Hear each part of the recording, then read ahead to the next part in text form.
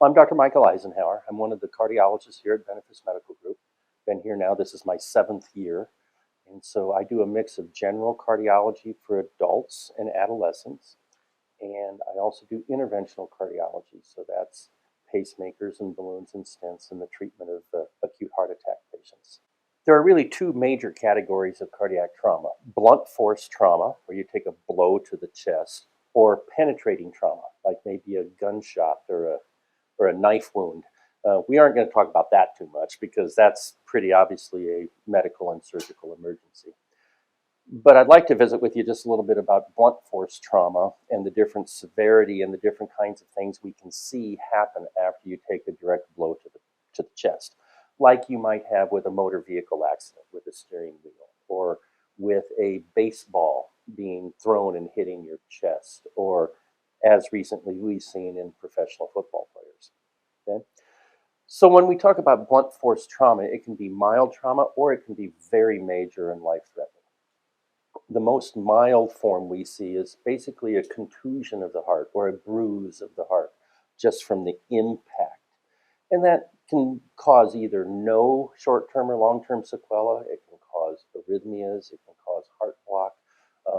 It can cause drops in blood pressure or changes in heart rates. Basically, the heart just gets irritable because it's been injured. It's been bruised like any other muscle in the body when it's bruised. If you take it a step farther than that and you start getting more serious trauma, there are several different categories of things that can happen. On the more mild end, if you start kind of tearing or ripping the tissues around the heart, blood can accumulate in the pericardial space surrounding the heart itself and cause a pericardial effusion. Now that's literally a collection of fluid or blood around the heart, but yet within another layer of tissue that can constrict the heart. It can squeeze the heart, so the heart isn't allowed to function. Sometimes we have to drain those with a needle or even with a knife to try to get that compression from that blood accumulation out of the way. Another step above that, if you hit the heart hard enough, there are arteries on the outside of the heart, coronary arteries, that literally supply the heart muscle itself.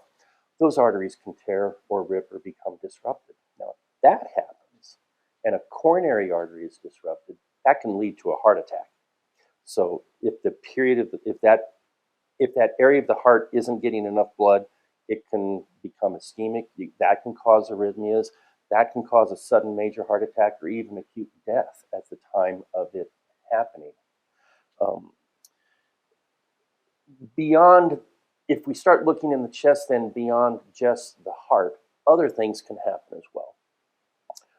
For example, let's talk about Princess Diana. Princess Diana had her fatal event after a motor vehicle accident, not wearing a seatbelt. Her pulmonary artery was completely disrupted, and so she bled into her chest and didn't survive long enough to make it to an operating room. So pulmonary arteries can tear, or even more catastrophic, the aorta, which is the major vessel leading the heart that then gives off branches to the brain and then down to the rest of the body. That artery can tear, and you can develop an aortic dissection where the tear is controlled kind of within the aorta itself, or you can have a complete aortic disruption where it tears in half, and if that happens, literally that blunt force trauma is 98% fatal. Those patients don't survive the ambulance run, let alone come to the emergency room. And then one layer above that, if the blunt force trauma is so heavy, you can actually have a myocardial rupture. The heart itself, if compressed in a certain way, can blow like a balloon would pop. The muscle can tear, or the wall of muscle between one side of the heart and the other can tear.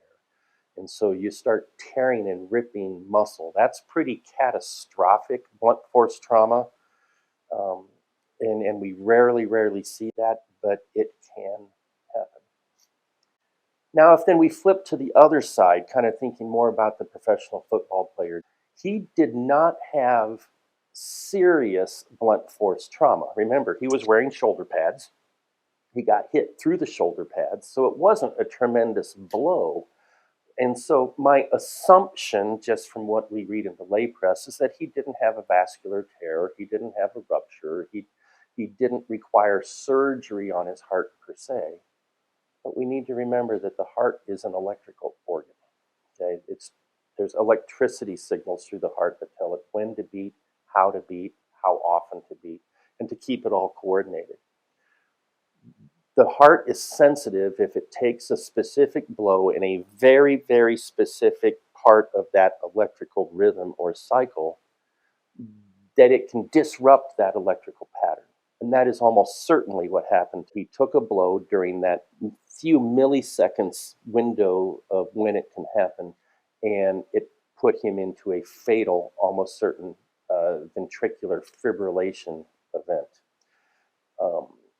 Now, ventricular fibrillation is treatable, as they did with him, but it requires CPR until you can get the electrical paddles in there and kind of reset the heart. That's what shocking the heart does, is it wipes out all the electrical abnormal signals from the heart, basically wipes the bulletin board clean, and then it allows the heart to reset itself. It's like a reset button on the computer.